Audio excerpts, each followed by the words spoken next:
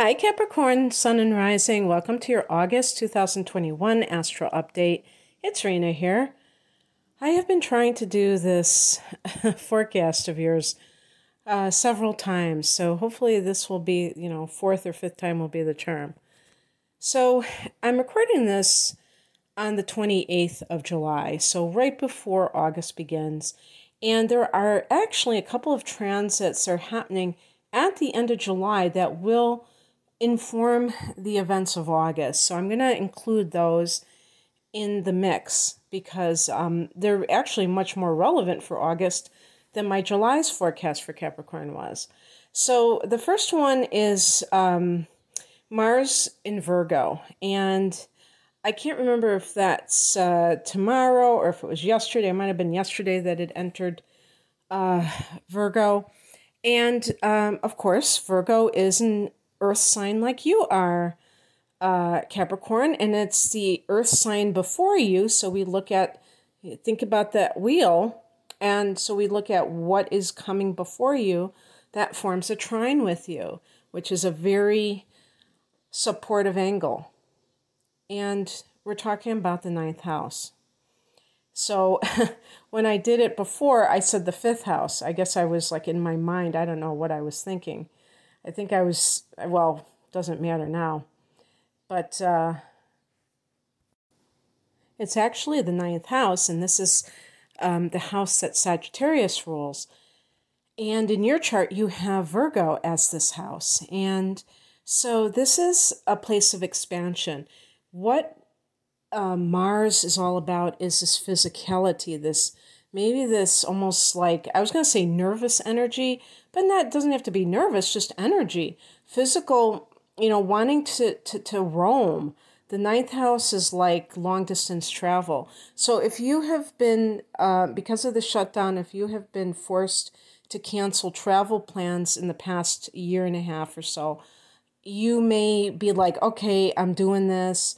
In the Northern Hemisphere, we have this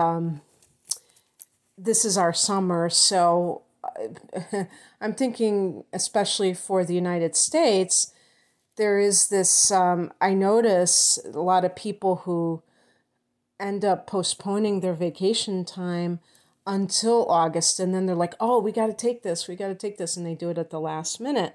Because unlike European nations, we tend to not have as much vacation time. At least if you're working for somebody else. If you work for yourself, you can take off as much time as you want.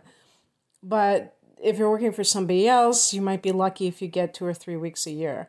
And I know in Europe, it might be like 5 or 6 weeks or more than that.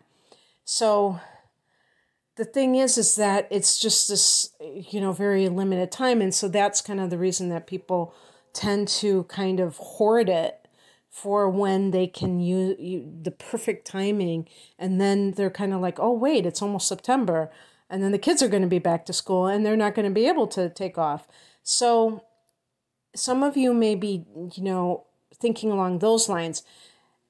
But whatever is going on, you just have that adventurous spirit. And this can also be something that's connected to publishing. The ninth house is about writing and publishing. So if you are just really passionate about something, if you have been embarking on a writing project, this could certainly be a time when you are hunkering down and just going for it.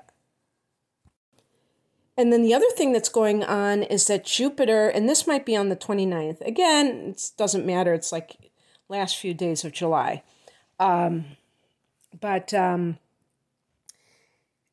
So Jupiter briefly went into Pisces, and now it's been retrograde for about 5 weeks or so, and now it's going back into Aquarius. And what's so great for you, Capricorn, is that this is your second house of earned income. And, that's great for anybody, but this is Taurus's domain in the universal chart.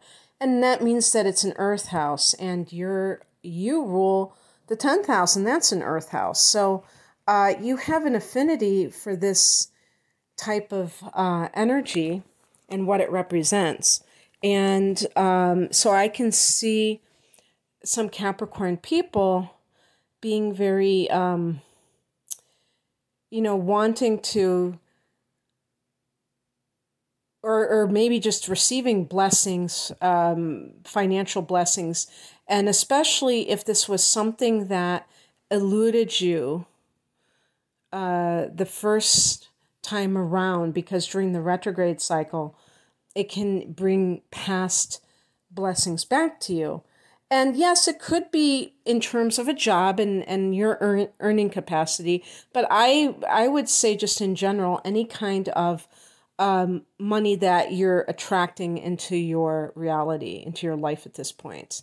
So that might have a boost to your finances in the next few months, because Jupiter is going to be here until December.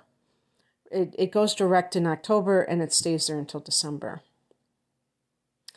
So that's happening, and that's really great. So let's talk about the actual August. What else is going on? So we have Mars in that ninth house all month long, and we have a new moon on the 8th, on the Lionsgate portal, 8/8, 16 degrees of Leo. Powerful manifestation energy. This is your 8th house. Now, 8th house can be about money, other people's money. So this might have inheritance vibes attached to it as well. Let me see something. So you've had Venus in this house already. So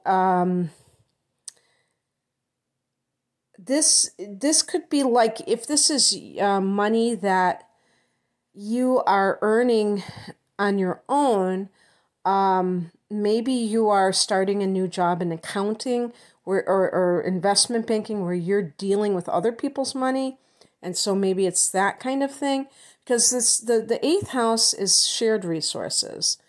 It isn't your money alone. It's what you share with a partner. Maybe this is a partner's new job and they have like a nice boost to their income.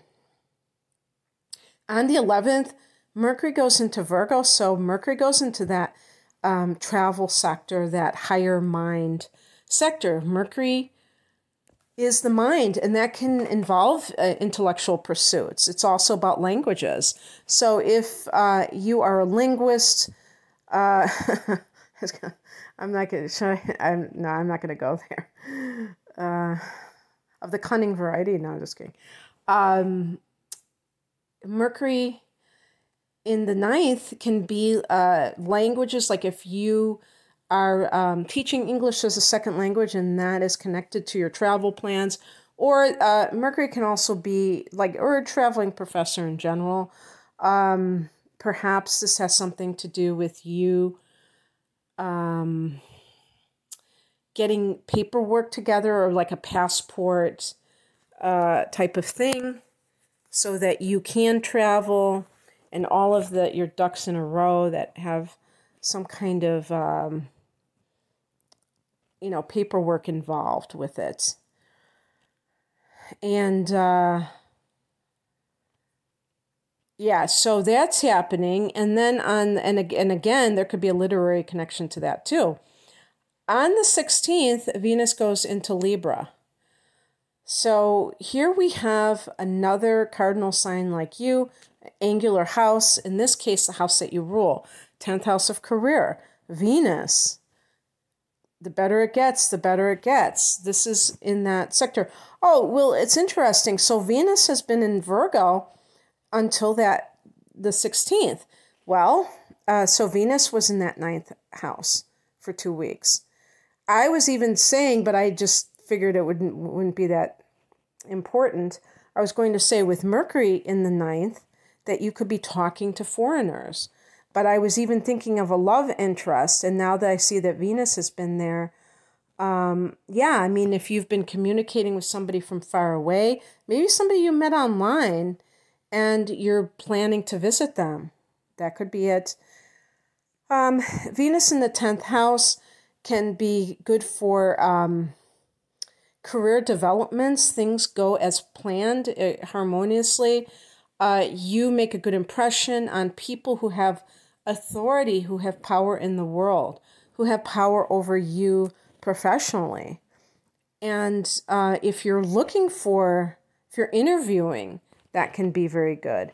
If you are asking for a raise, because Venus is, connected to money, so that can mean more money connected to your career. On the 19th, Uranus goes retrograde at 14 degrees of Taurus, another earth energy. This time I have it correct. This is in the 5th house. And Uranus in the 5th, just by itself, can bring unusual love interests into your life. So Uranus has been in Taurus for, I would say, about 2 years. I can't remember exactly how long it's been there. I think it's been there a couple years, because it did retrograde back into Aries at one point. So 2.5 years, maybe, sort of, kind of. And so if you have been single during this time, Capricorn, reflect on some of the unusual people that maybe have crossed your path. And also Uranus rules Aquarius, so maybe that's even an Aquarian who you have been talking to. And as oddball a combination as you would think Capricorn and Aquarius would be, it's really not the case. First of all, they are adjacent signs, so it's very possible that each of them have inner planets. I'm talking about if both, I'm talking about sun right now, not rising signs. But if your sun signs are adjacent to one another with Capricorn and with Aquarius, they may have plants in Capricorn, you may have plants in Aquarius. So you might have this cross mutual affinity for one another, but also Aquarius is, I would say its primary ruler is Uranus, but it is also, its traditional ruler has been Saturn, just like your ruler. So there are Aquarians that are more conservative. Not everyone is like a hippie. Not everyone is out there. And you know what? Even if they are out there, you may, if you have Venus or Mars in Aquarius, you may dig that type of person. But now that Uranus is retrograding, it's internalizing some of these themes of the 5th house and, what it means for Uranus to transit through there. So basically what we're talking about is freedom in love. And this is a very important concept. And I don't think that a lot of Capricorns are possessive the way that Taurus is or anything like that. But there can be this tendency to have, and this is true for anybody. Anybody can have this concept of love being about is mutual. Exclusive, and when you're in that, the 5th house is like the dating scene. So being more free about this and not having to settle down right away, that might be how it manifests for you, where you, especially if you've been in a long-term relationship, a marriage that has broken up, you may not feel that strong urge to get, jump back into the frying pan from the fire. So this is just more internalizing some of these themes and really thinking about them, maybe reflecting on them for the next few months until Uranus goes direct and you see it reflect in your outer world in terms of the type of people that you do attract who might be free-spirited, might be eccentric. And for Capricorn, especially if you have Venus in Capricorn, you might be very serious about your mate and what they can do for you. And the problem with this is that I don't believe people are here to do things for us. It's not the same thing as if you're hiring somebody for your business, or you're hiring somebody at home to perform a task for you. This is a mate. And so if we don't treat people as sovereign souls, individuals, and we think that that somehow they have to reflect well on us, and they have to, like they have to make us look good, they have to raise our status in society, then the person, I would say, is missing the boat who thinks like that, even if there might be mutual gain from that connection, that the other person also is getting something from the deal. But what I'm saying is something higher than that, which to me is, elevated love that is coming from the heart and not like the ego of what that person can do for you. And the theme of Uranus is nonconformity and freedom. And actually, nonconformity is freedom. Capricorn tends to be very traditional, ruled by Saturn. So, this is something that you may struggle with because you may see the benefit of it. And as you get older, you're going to start to embrace that concept more and more. You're going to start becoming less, this is that naughty side of me. In my mind, I said less with a stick up your butt and more laid back, because, you have accomplished what you came here to do, and now you feel like you can rest on your laurels. But when you're younger, you may feel this sense, and I would say by younger, before your second Saturn return. So maybe from your 20s to your 50s or late 40s, in the years that people tend to spend the most time establishing themselves, unlike someone like me, even though I'm not a Capricorn, so I don't. But some of us late bloomers, but whatever. I think of and Capricorns can be late bloomers too because of that Saturn connection, but you tend to be early starters. So that's why I don't think it's really about blooming later in life, but maybe I could say, I was going to say blossoming, but that's the same as blooming. But just being more laid back as you get older. But while you're in those years where you feel like you have to establish yourself, and in the childbearing years, if you plan to start a family or if you want to start a family, you may take everything so seriously, and that includes who you're with. And that makes sense. I mean, certainly to some degree, you should definitely be paying attention to who you get involved with. But so that'll be very interesting to see how that pans out for you. On the 22nd, there's a full moon at 29 degrees of Aquarius. That critical degree that contains the information of the transit and the and what it has represented. Again, in that second house, and in July you had the first one. So these are the two sides of this. Maybe the awareness was the 1 degree full moon, and now this is the harvest time. And so this might be another good time for money to come, especially since Jupiter will be in that, Jupiter, I think, well, let me see. I'm pretty sure Jupiter will be around that same degree at that point.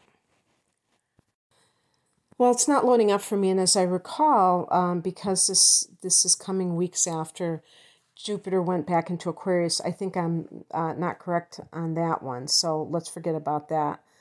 And on the same day, the sun goes into Virgo, so the sun goes into that 9th house, and that can be great too, because that can give you a more adventurous type of feeling. Now, it's nice because the sun is in the 9th and you have Mars there and Mercury. So you have these inner planets.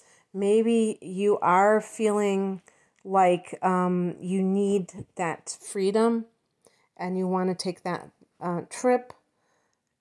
especially now.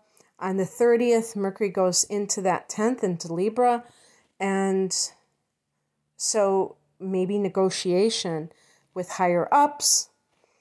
Perhaps you're going to be speaking before the public for some reason, like your words will make contact with the public.